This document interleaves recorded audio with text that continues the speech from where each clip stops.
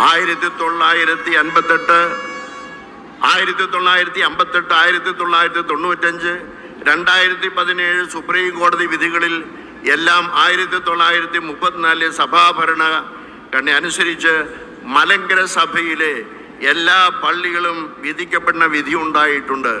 2002 supreme കോടതി വിധിയുടെ അടിസ്ഥാനത്തിൽ ഉണ്ടായ തർക്കങ്ങളിൽ മലങ്കര സുറിയാനി ക്രിസ്ത്യാനി അസോസിയേഷൻ കൂടുന്നതിനായി ജസ്റ്റിസ് മള്ളിമഠിന്റെ നേതൃത്വത്തിൽ കൂടിയതായ സുപ്രീം കോടതിയിലെ വിധി അദ്ദേഹത്തിന്റെ റിപ്പോർട്ട് അനുസരിച്ച് മലങ്കരയിലുള്ള 1662 പള്ളികളും 34 ഭരണഘടന അനുസരിച്ച് ഭരിക്കപ്പെടണം.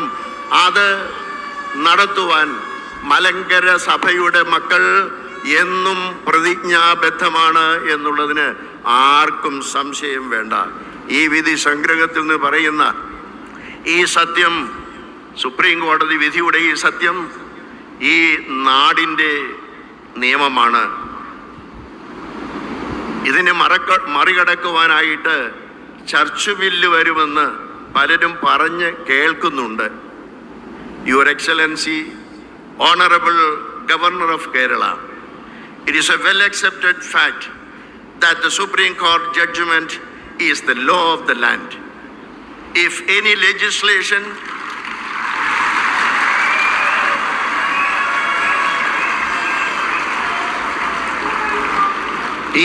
legislation or ordinance against the law is placed before you for approval to disregard the 2017 judgment favoring Malankara Orthodox by the ruling government of Kerala, we strongly believe that Your Excellency will use your discretion to uphold justice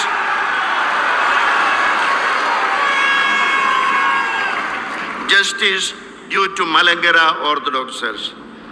1879 മുതൽ 145 വർഷമായി മലങ്കര സഭയുടെ തനിമയ്ക്കും സ്വയം ശീർഷകത്തിനും വേണ്ടി നിയമയുദ്ധം ചെയ്തവരാണ് മലങ്കര സഭാ മക്കളായ നമ്മൾ. അനേകർ ഈ സഭയ്ക്കു വേണ്ടി രക്തസാക്ഷികളായി. അനേകം പേരുടെ കണ്ണുനീരിൻ്റെ ഫലമായി കിട്ടിയ കോടതി വിധികൾ മറികടന്ന് സഭാ ഭരണഘടന ബലികഴിച്ച് ഒരു ഒത്തുതീർപ്പിനും നാം ഒരു നാളും കൂട്ടുനിൽക്കുകയില്ല. നമ്മുടെ മുൻഗാമികളുടെ ഈ നിലപാട് തന്നെയാണ് നമ്മുടെ ഈ നിലപാടെന്നുള്ളത് വ്യക്തമായി ഈ രാഷ്ട്രത്തിലെ, ഈ സമൂഹത്തിലെ ഭരണകർത്താക്കൾ മനസ്സിലാക്കിയിരിക്കണമെന്ന് ഓർപ്പിക്കുകയാണ്. വാത്സല്യ മക്കളെ, ഏതു പ്രതിസന്ധിയിലും നിങ്ങൾ നമ്മോടൊപ്പം ഉണ്ടാകണം. ദൈവവും സഭാപിതാക്കന്മാരും കഴിഞ്ഞാൽ നിങ്ങളാണ് നമ്മുടെ ബലം.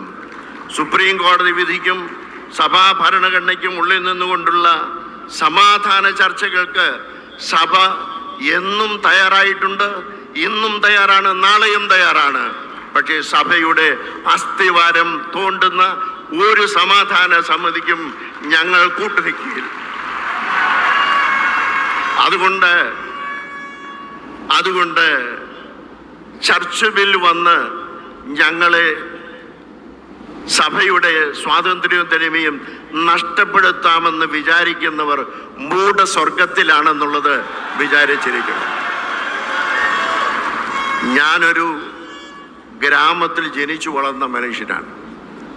ഞങ്ങളുടെ ഗ്രാമത്തിൽ, പട്ടണത്തിലുള്ളതല്ല, പട്ടണത്തിലുള്ളവർക്ക് പറഞ്ഞാൽ മനസ്സിലാവില്ല. പക്ഷെ ഞങ്ങളുടെ ഗ്രാമത്തിൽ ഒരു ചൊല്ലുണ്ട്, വേട്ടക്കാരൻ്റെ പട്ടിയെ ഉടുക്ക് കൂട്ടി ഓടിക്കാൻ ആരും തയ്യാറാകരുത് എന്നുള്ളത്.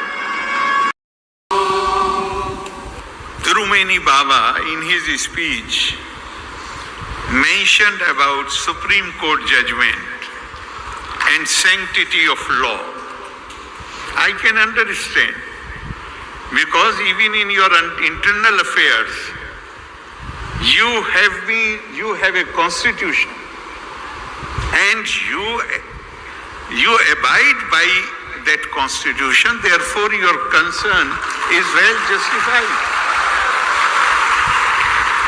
The only thing I can say to you that all of us, those who are sitting here, those who are not here, as Indian citizens, a fundamental duty is prescribed to obey and uphold the law. It is for every citizen, including me. But I have an additional duty as governor of the state. The oath which I take, only the President of India, Honorable President of India and the governors, this oath, this format of the oath is for them specifically, where they take the oath to preserve, protect, and defend the Constitution of India